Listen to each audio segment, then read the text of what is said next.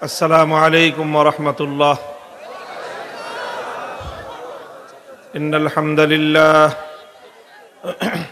نحمده ونستعينه ونستغفره ونؤمن به ونتوكل عليه ونشهد أن لا إله إلا الله وحده لا شريك له ونشهد أن سيدنا ومولانا محمدا عبده ورسوله صلى الله تعالى عليه وعلى آله وأصحابه وبارك وسلم تسليما كثيرا. أما بعد فأعوذ بالله من الشيطان الرجيم. بسم الله الرحمن الرحيم. الذين إن مكناهم في الأرض أقاموا الصلاة وآتوا الزكاة وأمروا بالمعروف ونهوا عن المنكر ولله عاقبة الأمور. بارك الله لنا ولكم في القرآن العظيم ونفعنا وإياكم بالآيات والذكر الحكيم. اللهم صل على محمد وعلى آل محمد كما صليت على إبراهيم وعلى آل إبراهيم إنك حميد مجيد. اللهم بارك على محمد وعلى آل محمد كما باركت على إبراهيم وعلى آل إبراهيم إنك حميد مجيد. সম্মানিত মুরব্বী সাহেবান, সমবেত এলাকাবাসী, প্রাণপ্রিয় দিন দরদি মুসলমান ভাই ও বন্ধুগণ, আল্লাহ পাক রব্বুল আলামিন অশেষ শুকরিয়া যে আল্লাহ রব্বুল আলামিন আমাদেরকে প্রখর রৌদ্রের মধ্যেও আল্লাহর দ্বীনের কথা শুনবার জন্য উলামায়ে কেরামের মজলিসে বিপুল পরিমাণ ধর্মপ্রাণ মুসলমান ভাইদেরকে একসঙ্গে একত্রিত হয়ে এখানে মজমা হওয়ার, জমায়েত হওয়ার তৌফিক দিয়েছেন। এজন্য রব্বে করিমের দরবারে কালেমাতুশ শুকরের হাদিয়া পেশ করি আলহামদুলিল্লাহ। আমাদের হাতে সময় খুবই সংক্ষিপ্ত, এজন্য কোনো দীর্ঘ ভূমিকা ছাড়াই আমি আপনাদের সম্মুখে যেই কথাগুলো বলতে চাই সেই কথার মূল পর্বেই আমি চলে যাচ্ছি। আমি আপনাদের সম্মুখে পবিত্র কোরআনে কারীমের সূরাতুল হজ্জের 41 নম্বর আয়াত তেলাওয়াত করেছি। উল্লেখিত আয়াতের মধ্যে আল্লাহ পাক রব্বুল আলামিন একটা সুনির্দিষ্ট বিষয় আলোচনা করেছেন। বিষয়টা হলো, যদি মুমিন মুসলমান যারা রয়েছে, যারা আল্লাহকে বিশ্বাস করে, যারা ইমানদার, এই শ্রেণীর ইমানদার মুমিন মুসলমানরা যদি রাষ্ট্র ক্ষমতা পায়, তাদেরকে যদি আল্লাহ পাক ক্ষমতা দান করেন, তাহলে তারা এই ক্ষমতা দিয়ে কি করবে? রাষ্ট্র ক্ষমতায় গিয়ে ইমানদার যারা, তাদের দায়িত্ব কি? আল্লাহ পাক সে দায়িত্বের কথাটা উল্লেখ করেছেন। الذين إن مكناهم في الأرض أقاموا الصلاة وآتوا الزكاة وأمروا بالمعروف ونهوا عن المنكر ولله عاقبة الأمور. আল্লাহ বলেছেন যে ইমানদার তো তারাই, মুসলমান তারা, আমি যদি তাদেরকে রাষ্ট্র ক্ষমতা দান করি, তাহলে তারা এই ক্ষমতার প্রয়োগ করে সর্বপ্রথম যেই কাজটা করবে, আকামুস সালাত, সমাজে তারা নামাজ কায়েম করবে, তারা সালাত কায়েম করবে রাষ্ট্রের নাগরিকদের মধ্যে, মুসলমানদের মধ্যে। তাদের দ্বিতীয় কাজ হবে ওয়া আতাউজ যাকাত, তারা যাকাত ব্যবস্থা বাস্তবায়ন করবে। 3 নম্বর কাজ হলো তাদের ও আমারু বিল মারুফ, তারা মানুষকে সৎ কাজের আদেশ দিবে। 4 নম্বর দায়িত্ব হলো তাদের, কাজ হলো, কর্মসূচি হলো ওয়ানাহাউ আনিল মুনকার, তারা জনগণকে যে কোনো মন্দ কাজ থেকে শরীয়ত গর্হিত নিষিদ্ধ কার্যকলাপ থেকে মানুষকে তারা বাধা দিবে, নিষেধ করবে। এই চারটার কথা বিশেষভাবে কোরআনে কারীমের মধ্যে উল্লেখ করা হয়েছে। অর্থাৎ মুসলমান যদি রাষ্ট্র ক্ষমতা পায় তাহলে সে শুধুমাত্র জনগণের জাগতিক উন্নয়নের চেষ্টাই করবে না, জাগতিক উন্নয়ন তো করবেই, রাস্তাঘাট, ব্রিজ, কালভার্ট নির্মাণ করবে, জনগণের অর্থনৈতিক উন্নতির ব্যবস্থা করবে, এই সব কিছু করবে। তবে প্রথম যেই কাজগুলো করবে, সবচেয়ে গুরুত্বপূর্ণ যেই কাজগুলো করবে, তার মধ্যে কাজগুলো চারটা কাজের কথা আল্লাহ পাক সুনির্দিষ্টভাবে বাই নেম উল্লেখ করেছেন। নামাজ কায়েম করা, যাকাত বাস্তবায়ন করা, সৎ কাজের আদেশ দেওয়া, অন্যায় কাজে নিষেধ করা, বাধা দেওয়া, এই চারটা হলো রাষ্ট্রের মৌলিক কাজ। নামাজ কায়েম করাকে এতটা গুরুত্ব এই জন্য দেওয়া হয় কারণ নামাজ যদি কায়েম হয় শুধুমাত্র জনগণের পরকালের উন্নতি হবে, শুধুমাত্র আখিরাতের নাজাত পাওয়া যাবে, ব্যাপারটা এতটুকুই নয়।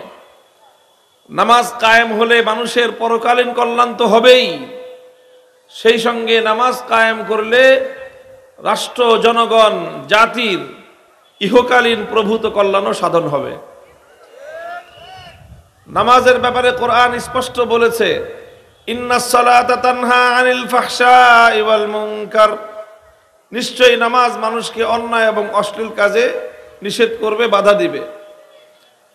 তো যখন রাষ্ট্রের মধ্যে নামাজ কায়েম হবে, সকল রাজনৈতিক নেতারা নামাজ পড়বে, প্রশাসনিক আমলারা যখন নামাজি হয়ে যাবে এবং সর্বস্তরের রাষ্ট্রীয় দায়িত্বশীল জনগণ সবাই যখন নামাজি হবে, তো নামাজ তার ক্রিয়া প্রত্যেকটা নামাজের মধ্যেই শুরু করবে। প্রত্যেকটা নামাজের মধ্যেই অন্যায় এবং অশ্লীল কাজ থেকে বিরত থাকার মানসিকতা তৈরি হবে। এইভাবে গোটা রাষ্ট্র এবং সমাজ ব্যবস্থার নীতি নৈতিকতা এর উন্নয়ন ঘটবে। মানুষের মধ্যে নীতি নৈতিকতা সৃষ্টি যখন হবে, যখন ঠিকাদার, কন্ট্রাক্টর, আমলা, যারা কাজের তত্ত্বাবধান করে, সকলের মধ্যে যদি নামাজের মাধ্যমে আল্লাহর প্রতি ভয় ভীতি তৈরি হয়, অন্যায় এবং অশ্লীল কাজ থেকে বিরত থাকার প্রবণতা তৈরি হয়, তাহলে ইনশাআল্লাহ সেই জনগোষ্ঠীর মধ্যে কোনোদিন কোনো ব্রিজ কালভার্ট নির্মাণ করার সময় লোহার বদলে বাঁশ দেওয়ার কোনো পরিবেশ ঘটবে না। নামাজ এইভাবে মানুষের জাগতিক উন্নতিতেও ভূমিকা পালন করবে। যেই রাস্তা নির্মাণ হওয়ার কথা 1 কোটি টাকা দিয়ে, রাষ্ট্রের পক্ষ থেকে বরাদ্দ 1 কোটি টাকা রাস্তা নির্মাণ হওয়ার জন্য, সেটা বিভিন্ন জায়গায় দুর্নীতি হতে হতে ভাগ বটোয়ারা খেতে খেতে মূল রাস্তা নির্মাণে গিয়ে 20 লাখ টাকাও পাওয়া যায় না। এবং এই 1 কোটি টাকার রাস্তা নির্মিত হওয়ার পরে 10 বছর এই রাস্তার লংজিভিটি হওয়ার কথা, টেকসই হওয়ার কথা, সেই রাস্তা 10 মাসও টিকে না। 10 মাস পরে আবার নতুন টেন্ডার করতে হয়, নতুনভাবে খাওয়া দাওয়া শুরু হয়। প্রচলিত আমাদের দেশের যে রাজনৈতিক বন্দোবস্ত, যে ব্যবস্থা, আপনারা লক্ষ্য করে দেখবেন আমাদের যে বর্তমান রাজনৈতিক সিস্টেম, যে সমাজ ব্যবস্থা, এই সমাজ ব্যবস্থাটাই হলো দুর্নীতিবাজ তৈরি করবার একটা ব্যবস্থাপনা। আপনারা লক্ষ্য করে দেখবেন যারা বর্তমানে প্রচলিত রাজনীতির সাথে জড়িত, তাদের প্রত্যেককেই 200, 400, 500 ছেলে পেলে লালন পালন করতে হয়। এটা আমি সমাজের বাস্তব চিত্র বলতেছি, যে যে যত বড় নেতা তার সেই পরিমাণ সাঙ্গপাঙ্গ লালন পালন করতে হয়।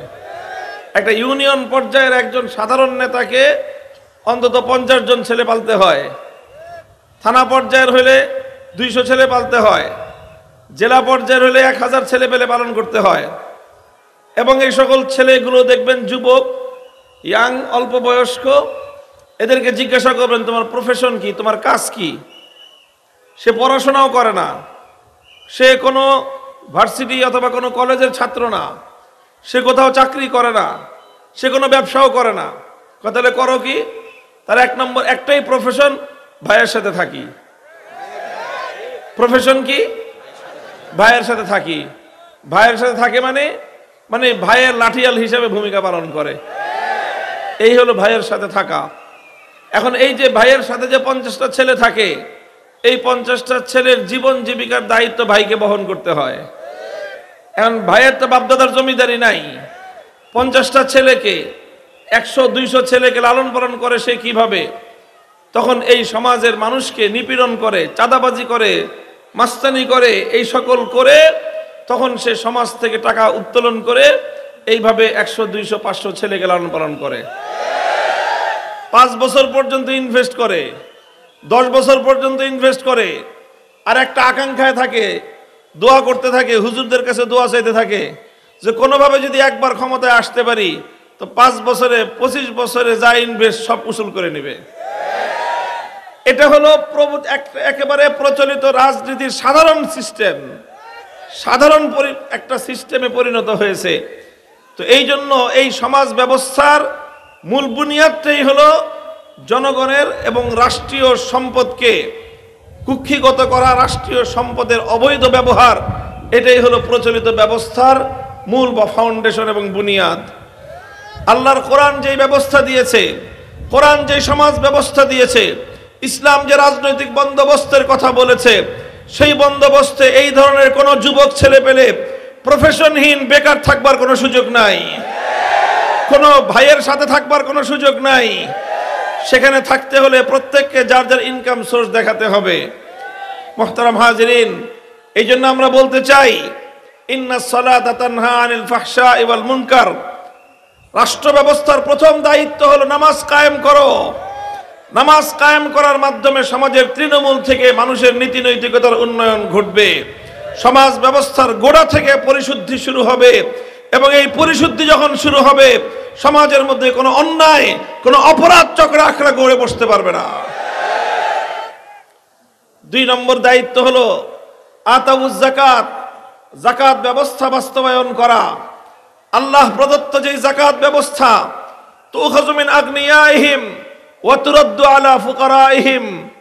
যাকাতের মূল কথাই হলো প্রত্যেকটা সমাজের ধনী শ্রেণীর থেকে একটা পোরশন, একটা অংশ, তাদের সম্পদের একটা অংশ রাষ্ট্র গ্রহণ করে সেই সম্পদটাকে ওই সমাজের, ওই এলাকার দরিদ্র জনগোষ্ঠীর মধ্যে বন্টন করে দেয়া।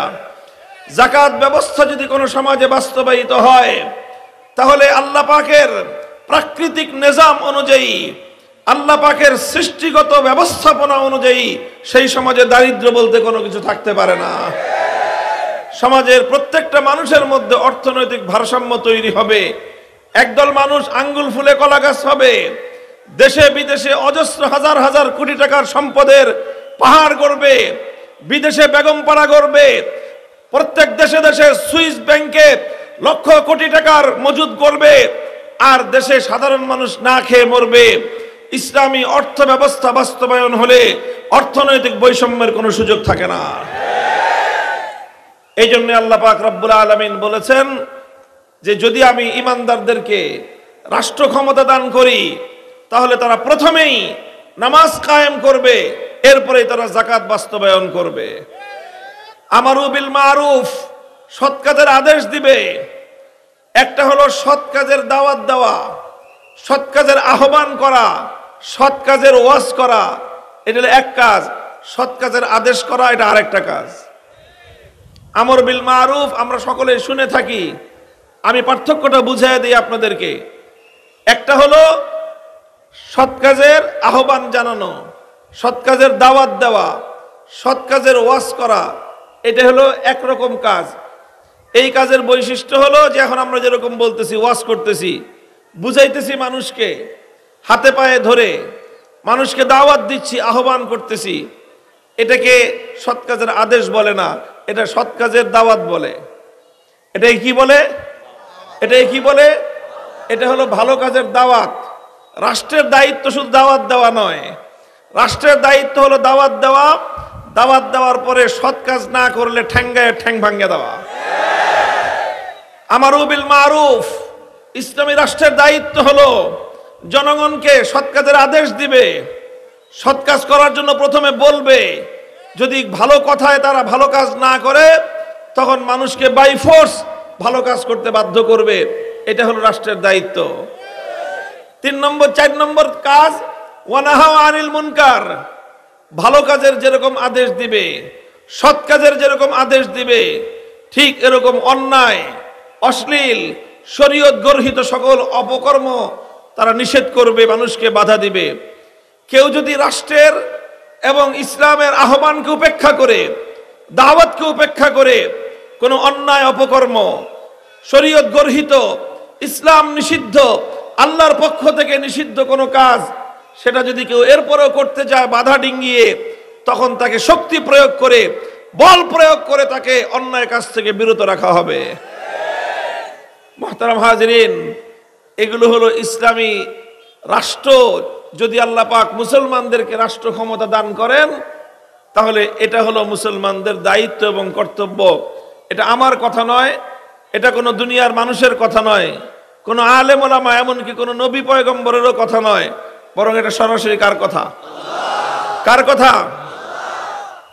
আল্লাযীনা ইম্মাক্কান্নাহুম ফিল আরদি আকামুস সালাতা ওয়া আতাউয যাকাতা ওয়া আমারু বিল মারুফি ওয়া নাহাউ আনিল মুনকার ওয়ালিল্লাহি আকিবাতুল উমুর।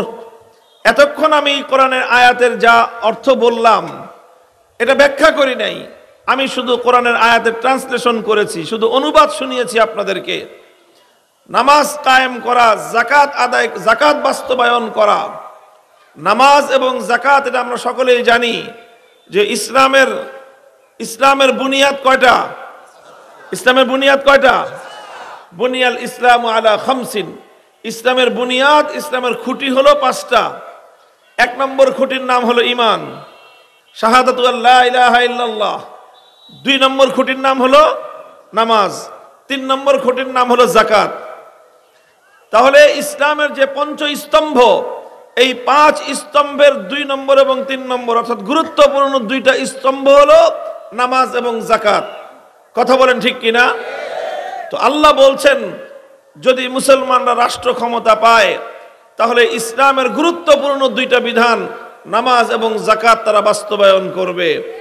তাহলে নামাজ এবং যাকাত বাস্তবায়ন করা, এটা যদি রাষ্ট্রের দায়িত্ব হয়, এটা যদি ক্ষমতাসীনদের দায়িত্ব হয়, তাহলে আপনারা আমার প্রশ্নের জবাব দেন, রাষ্ট্রের সাথে ইসলামের সম্পর্ক থাকলো কি থাকলো না?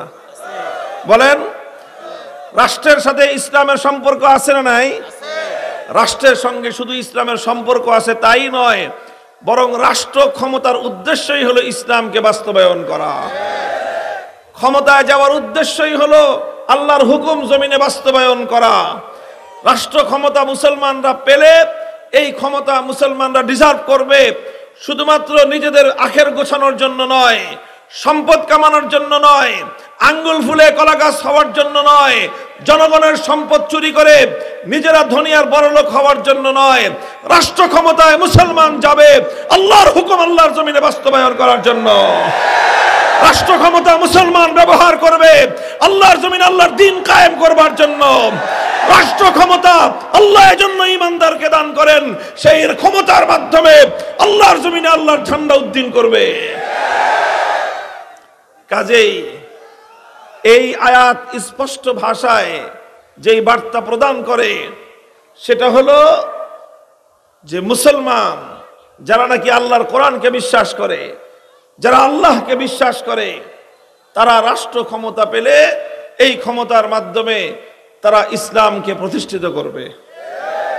সুতরাং এই জন্যই আমরা বলি, এই জন্যই আমি একটা দ্ব্যর্থহীন, সন্দেহাতীত ভাবে এই কথা অত্যন্ত জোর গলায় দ্ব্যর্থহীন ভাবে বলি, ইসলাম যারা মানবে, মুসলমানের জন্য কশ্চিনকালেও সেকুলারিজম, ধর্মনিরপেক্ষ মতবাদ গ্রহণ করবার সুযোগ নাই।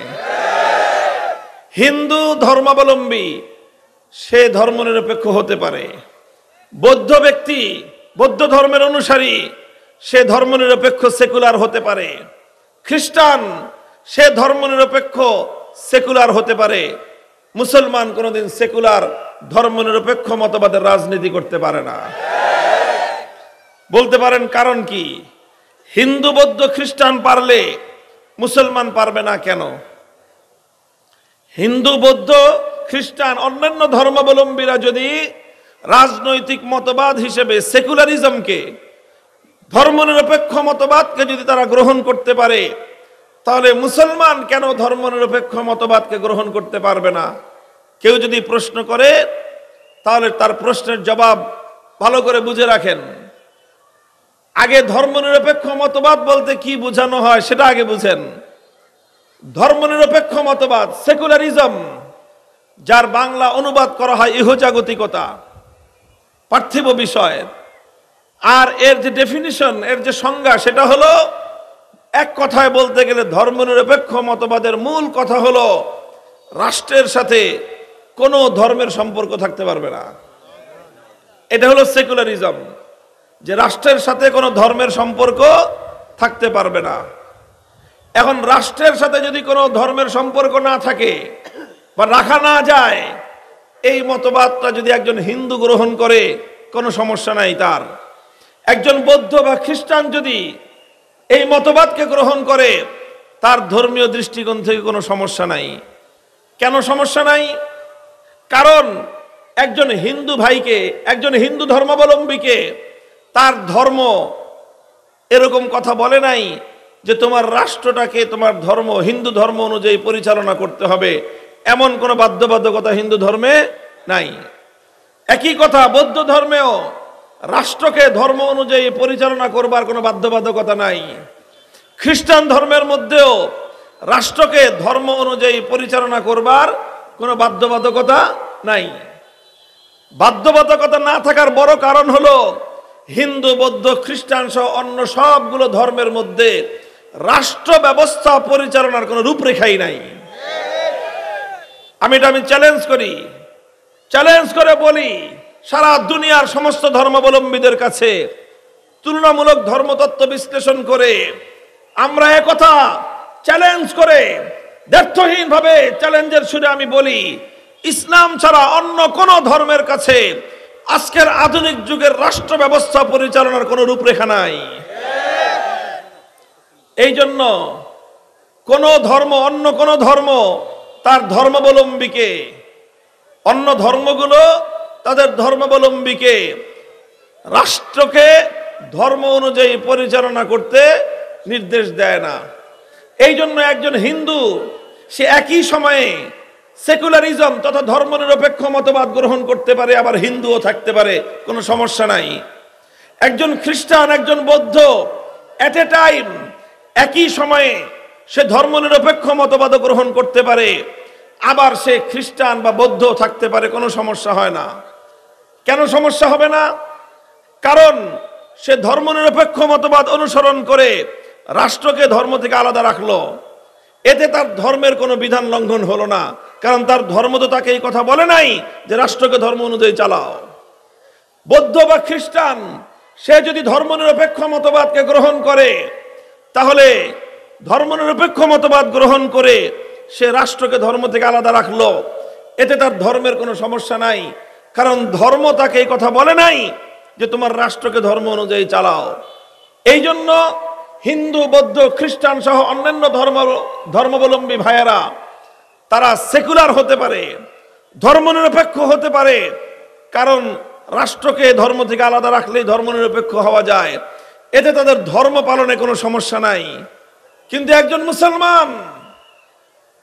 মুসলমান ইসলাম অন্য সব ধর্ম থেকে আলাদা। ইন্নাদ-দীনা ইনদাল্লাহিল ইসলাম, আল ইয়াউমা আকমালতু লাকুম দীনাকুম। ইসলাম শুধুমাত্র একটা কিছু আনুষ্ঠানিকতা সর্বস্ব ধর্মের নাম নয়। ইসলাম হলো মানুষের জীবনের পূর্ণাঙ্গ জীবন ব্যবস্থার নাম। আল্লাহর কোরআন দ্ব্যর্থহীন ভাষায় বলেছে ইসলাম পূর্ণাঙ্গ জীবন ব্যবস্থার নাম। ইসলাম মানুষকে ব্যক্তিগত জীবনে পালন করতে হয়, ইসলাম মানুষকে তার পরিবার জীবনে পালন করতে হয়, মুসলমানকে ইসলাম ব্যবসায়িক জীবনে পালন করতে হয়, অর্থনীতির ক্ষেত্রে পালন করতে হয়, রাজনীতির ক্ষেত্রে পালন করতে হয়, আদালত বিচার ব্যবস্থায় পালন করতে হয়, রাষ্ট্র ব্যবস্থায় ইসলামকে পালন করতে হয়। পূর্ণাঙ্গ ইসলাম মানলেই একজন মানুষ প্রকৃত মুসলমান হতে পারে।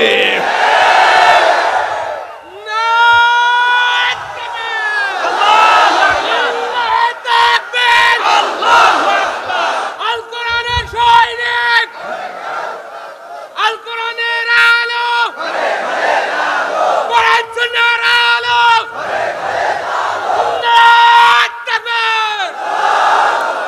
মুহতারাম হাজিরিন, এই জন্য যেহেতু ইসলাম একটা পূর্ণাঙ্গ জীবন ব্যবস্থার নাম, ইসলাম কমপ্লিট কোড অফ লাইফের নাম, এই জন্য ইসলামের মধ্যে যেরকম ইবাদতের বিধান আছে, ইসলামের মধ্যে যেরকম মানুষের আচার আচরণ সংক্রান্ত বিধান রয়েছে, একইভাবে আল্লাহর কোরআনের কমপক্ষে 400-500 আয়াত এমন রয়েছে যে আয়াতগুলো বাস্তবায়ন করতে হলে রাষ্ট্র ক্ষমতার প্রয়োজন।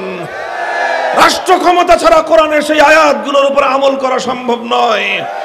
এই জন্য রাষ্ট্র ক্ষমতা ইসলামের আওতায় না আসা পর্যন্ত পূর্ণাঙ্গ কোরআন এবং ইসলাম আল্লাহর জমিনে বাস্তবায়ন হতে পারে না। এই জন্য একজন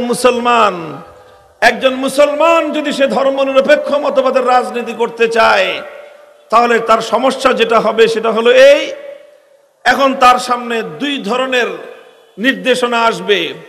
সে যদি ধর্মনিরপেক্ষ মতবাদ অনুসরণ করতে চায়, তাহলে ধর্মনিরপেক্ষ মতবাদ অনুযায়ী রাষ্ট্রকে ধর্ম থেকে আলাদা করতে হবে।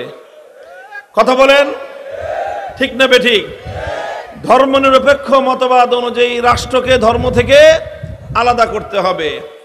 আবার যদি সে ইসলাম মানতে চায়, তাহলে ইসলাম বলবে রাষ্ট্রকে ধর্মের আন্ডারে নিয়ে আসো। ইসলাম বলবে রাষ্ট্রকে দিয়ে নামাজ কায়েম করো। ইসলাম বলবে রাষ্ট্রকে দিয়ে যাকাত বাস্তবায়ন করো।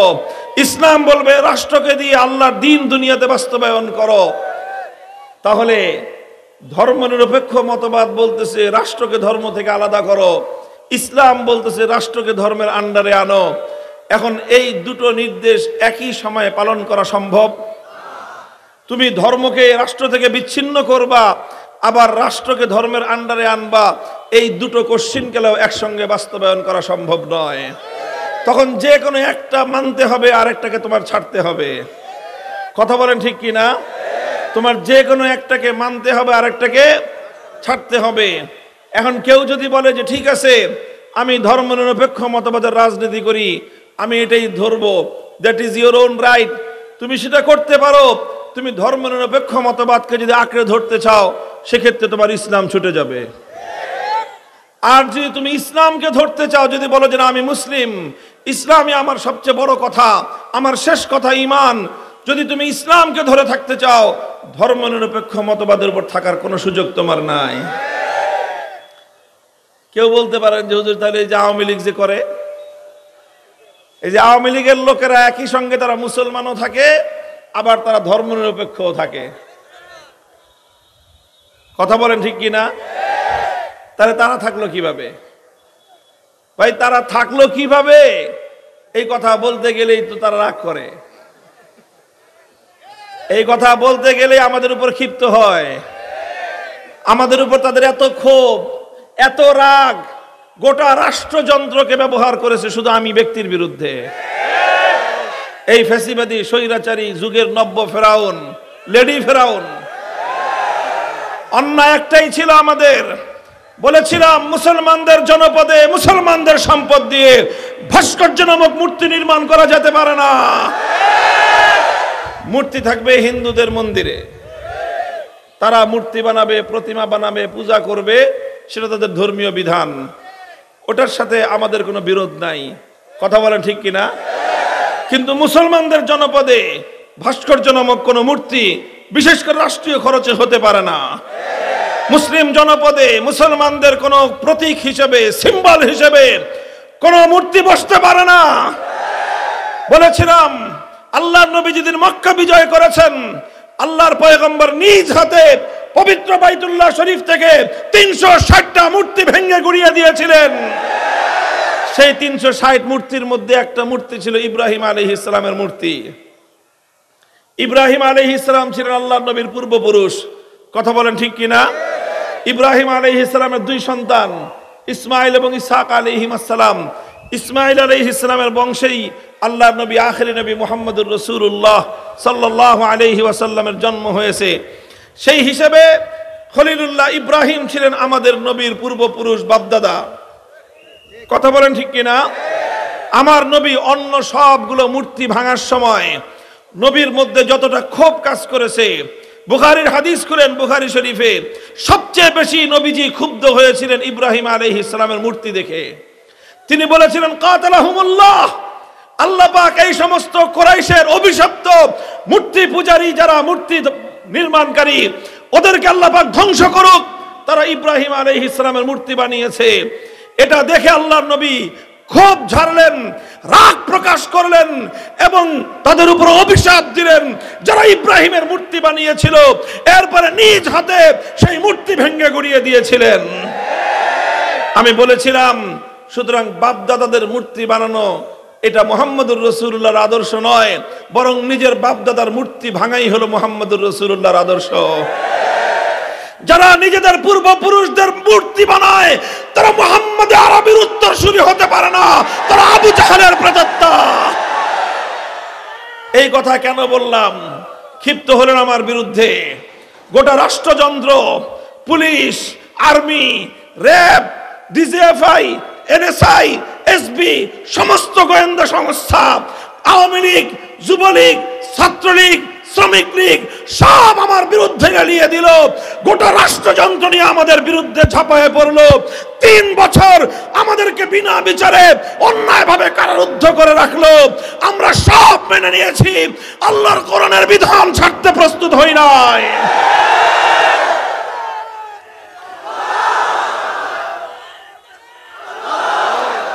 মুহতারাম হাজিরিন, এটা আমাদের স্পষ্ট পয়গাম।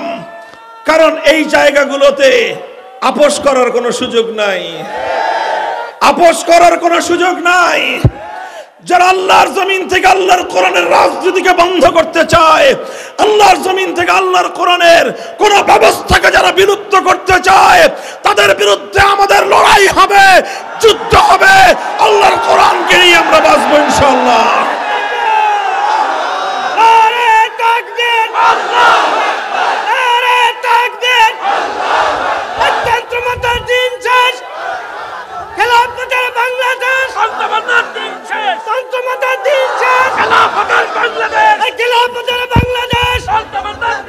পাঁচই আগস্টের ঐতিহাসিক বিপ্লব বাংলাদেশকে নতুন একটা বার্তা দিচ্ছে। এই বিপ্লব, অনেকে বলে যে এই বিপ্লব কেমন হলো, কারা করলো? সারা দেশের মানুষ মিলেই করেছে, নিপীড়িত মানুষরা করেছে, নির্যাতিত মানুষরাই বিপ্লব করেছে। যখন তাদের পিঠ দেয়ালে ঠেকে গেছে, মৃত্যুর পরোয়া করে নাই। এই নিপীড়িত মানুষের প্রতীক হিসেবেই আমাদের আবু সাঈদরা জালিমের জিন্দান বুলেটের সামনে বুক পেতে দিয়েছিল। এভাবেই বিপ্লব হয়েছে।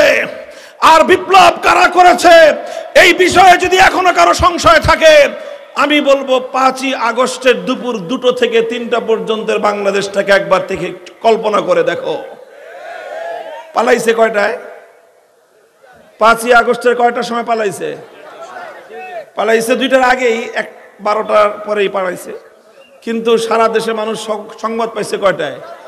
2টার সময়। 2টার সময় সংবাদ পাওয়ার পর এই বাঁধ ভাঙ্গা মানুষের জোয়ার যখন রাজপথে নেমেছে, টেকনাফ থেকে তেতুলিয়া 1 ঘন্টায় বাংলাদেশ যা ঘটেছে সেটা হলো এই, কোন নেতার ঘোষণা দিতে হয় নাই, কোন আলেমের ওয়াজ করতে হয় নাই, মাত্র 1 ঘন্টার মধ্যে টেকনাফ থেকে তেতুলিয়া ভাস্কর্য নামক যত মূর্তি ছিল সব ভেঙে গুড়িয়ে দিয়েছে। এটা করেছে কারা? বিপ্লবীরা করেছে। সুতরাং বোঝা যায় 5ই আগস্টের বিপ্লব তাওহীদের বাংলাদেশ গড়বার বিপ্লব। 5ই আগস্টের বিপ্লব মুসলমানদের বাংলাদেশ গড়বার বিপ্লব। 5ই আগস্টের বিপ্লব সমস্ত জুলুম বৈষম্যের কবর রচনা করবার বিপ্লব। 5ই আগস্টের বিপ্লব আগামী দিনে ন্যায় এবং ইনসাফ ভিত্তিক সমাজ গড়বার বিপ্লব।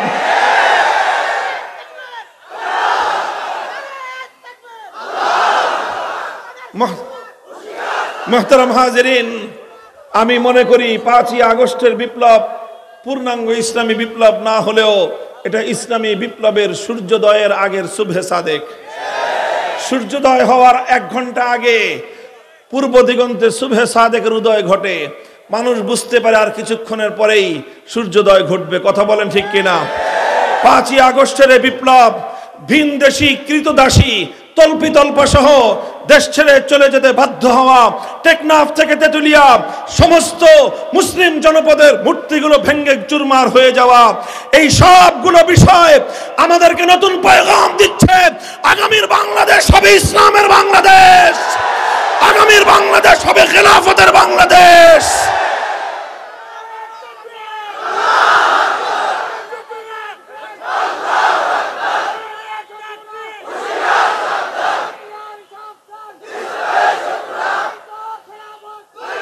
মুহতারাম হাজিরিন, তবে মনে রাখবেন বিপ্লব হবে ইনশাআল্লাহ। কথা বলেন ঠিক কিনা? তবে এই বিপ্লব শুধু বক্তৃতা দিয়ে হবে না, শুধু স্লোগান দিয়েও হবে না। এই বিপ্লবের জন্য আমাদের সকলকে কাজ করতে হবে, মেহনত করতে হবে, মানুষের দুয়ারে দুয়ারে যেতে হবে।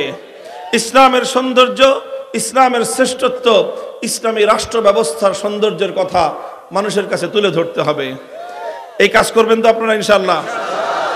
ঘাম ঝরানো পরিশ্রম করতে হবে, ঘাম ঝরানো পরিশ্রম করবেন। শুধু ঘাম ঝরানো পরিশ্রম দিয়ে বিপ্লব আসে না, এরপরে আল্লাহর সাহায্যের প্রয়োজন হয়। 5ই আগস্টের বিপ্লব শুধু মানুষের জমিনের মানুষরা করে নাই, বরং আসমানওয়ালা সাহায্য করেছেন বলেই বিপ্লব হয়েছে। বিশ্বাস করেন এটা? আল্লাহর সাহায্য ছাড়া এই বিপ্লব হওয়া সম্ভব ছিল না। তো এরপরে চোখের পানি ছেড়ে আল্লাহর সাহায্য চাইতে হবে। প্রস্তুত? এই ঘাম আর অশ্রু দিয়ে যখন আমরা চেষ্টা করতে থাকবো, আল্লাহর কাছে চাইতে থাকবো, ঘাম আর অশ্রু দিয়ে বিপ্লবের জন্য জমিন একসময় উর্বর হয়ে উঠবে। তখন সেই বিপ্লবের উর্বর জমিনে বুকের তাজা রক্ত দিয়ে ইসলামের বিপ্লব করতে হবে। বাতিলের মোকাবেলায় আবু সাঈদদের মতো, মীর মুগ্ধদের মতো সমস্ত অন্যায় এবং অবিচারের বিরুদ্ধে রুখে দেওয়ার জন্য বুক পেতে দিয়ে সামনের দিকে অকুতভয় এগিয়ে যেতে হবে। সেজন্য প্রয়োজন হলে শহীদি ঈদগাহে কাফনের কাপড় মাথায় বেঁধে শাহাদাতের জন্য কারা কারা প্রস্তুত থাকবো? হাত তুলে খোদার কাছে শপথ করো।